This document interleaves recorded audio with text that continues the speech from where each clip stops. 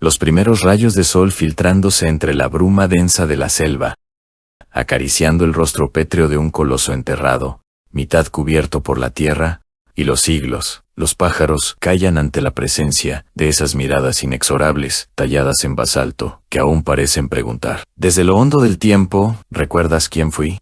Así inicia el misterio mayor de América, el súbito silencio de la civilización olmeca. Fueron los primeros en dominar el caos de los ríos y las lluvias del Golfo, en erigir templos y cabezas gigantes, como testimonio de su linaje y su fe. Y un día, sin que el clamor de las armas lo anuncie, simplemente dejaron de estar. Ni cenizas de guerra, ni crónicas de conquista.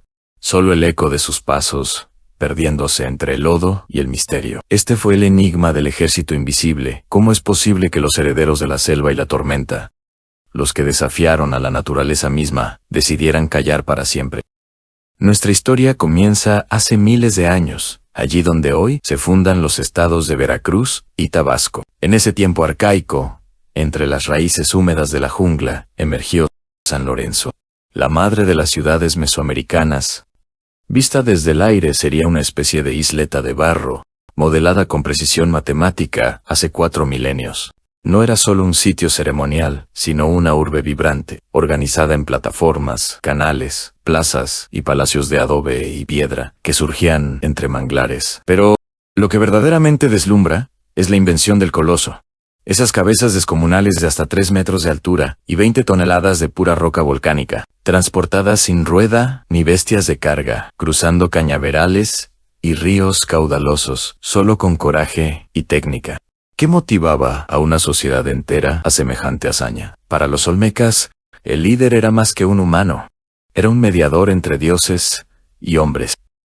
Cada cabeza era un retrato único y sagrado, coronado por tocados de jaguar, testigos del poder y la gloria de una élite que se decía descendiente del trueno y la tierra fértil. Aquí comenzó la gran historia que fertilizó toda Mesoamérica, de San Lorenzo. Brotaron rutas de jade y obsidiana que cosieron el continente desde el altiplano central hasta las selvas de Guatemala. Por esos corredores comerciales viajaban no solo bienes, sino ideas visionarias, la escritura pictográfica, el juego de pelota, la manipulación del látex, el calendario solar. Los olmecas fueron los jardineros del mito, los primeros en sembrar las semillas del jaguar sagrado, criatura que mezcla lo animal, lo humano y lo divino, símbolo de fertilidad, guerra y renacimiento. Y sin embargo, la ciudad donde todo empezó, San Lorenzo, fue abandonada, sin violencia. No hubo batalla ni invasores, solo el silencio del tiempo. Sus cabezas quedaron muchas mutiladas o enterradas en rituales de clausura. Esta desaparición, tan poco dramática y tan absoluta, es nuestro primer rastro del ejército invisible. Tras el ocaso de San Lorenzo, la venta tomó su lugar como el corazón palpitante del poder olmeca. En esa isla de barro y agua, se erigió la gran pirámide de arcilla, el zigurat más alto del continente. Imagina una estructura cónica, construcción monumental, que aún hoy desafiaba las leyes de la ingeniería arcaica. Alrededor de este centro ritual florecieron siglos de arte y religión, mosaicos de jade sepultados, altares labrados con figuras híbridas de hombres y jaguares, y las primeras pruebas de escritura jeroglífica en América. La venta fue el gran laboratorio donde se destilaron los sueños y terrores, que luego beberían los mayas, zapotecas y teotihuacanos. Sin embargo, aquí también, la historia se detuvo sin estrépito. A partir del año 400 a.C., los templos se vaciaron, las plazas se llenaron de maleza, los dioses dejaron de recibir sangre, y el coloso, una vez más, quedó solo bajo la lluvia. Cuando los arqueólogos modernos excavan esos lugares desiertos, esperan encontrar las huellas clásicas de una caída imperial, murallas derribadas, cadáveres anónimos en fosas tumultuosas, lanzas rotas y restos de asedios. Pero lo que encuentran es un silencio ensordecedor. Las principales estructuras fueron cuidadosa y ritualmente tapadas, los monumentos mutilados con eficiencia casi quirúrgica. No hay rastro de ejércitos enemigos, solo señales de un abandono meticuloso, casi ceremonioso. Es allí donde surge la gran pregunta: ¿qué ejército derrotó a los olmecas, si no hubo combate ni conquista?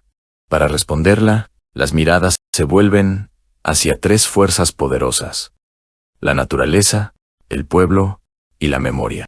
La primera teoría nos lleva a la tierra misma.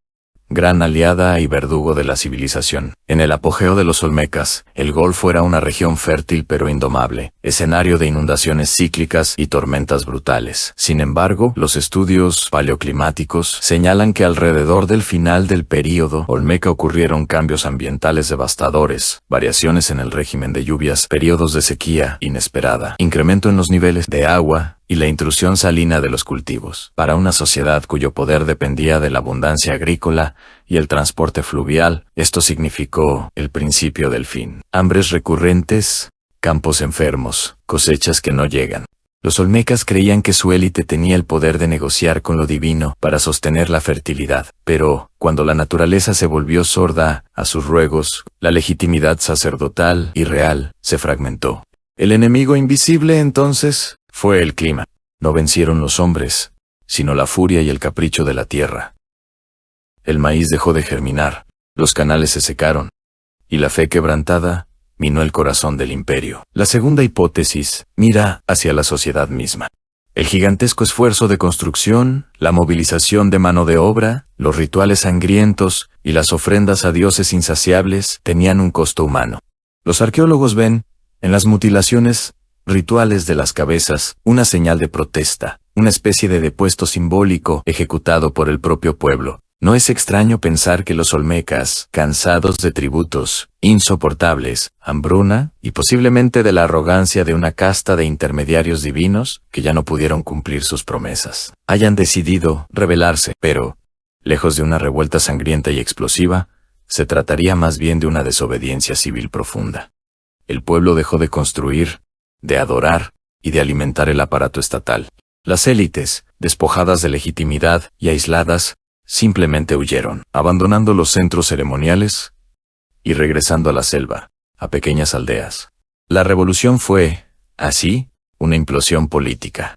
El poder se deshizo como barro bajo la lluvia, más por abandono que por violencia. Sin embargo, hay quienes interpretan esa disolución como el acto de una serpiente cambiando de piel. Los olmecas argumentaron la tercera teoría. Nunca desaparecieron, sino que se dispersaron y sembraron sus conocimientos por toda la región. Nuevos centros urbanos surgieron en el mismo momento en que la venta se vaciaba. Monte Albán en Oaxaca, Caminalyu en la zona maya y el germen de Teotihuacán, más al norte. La aparición súbita de la escritura jeroglífica, de calendarios y complejas iconografías basadas en el jaguar y el cosmos, apuntan a una migración lenta pero decidida de la élite y los sabios olmecas. No fue un exilio caótico, sino una diáspora civilizatoria. Allí donde los jaguares reaparecen en la piedra, donde el calendario marca el tiempo sagrado, está el legado olmeca renacido. La migración fue, en este sentido, también un ejército invisible, no conquistadores, sino sembradores de cultura, guardianes del fuego sagrado, que cruzaron el umbral de una era para alimentar el bosque de culturas futuras. Como suele ocurrir en los grandes enigmas de la humanidad, la verdad no es absoluta ni única. El ejército invisible que doblegó a los gigantes de cabeza colosal fue probablemente la suma de todos estos factores.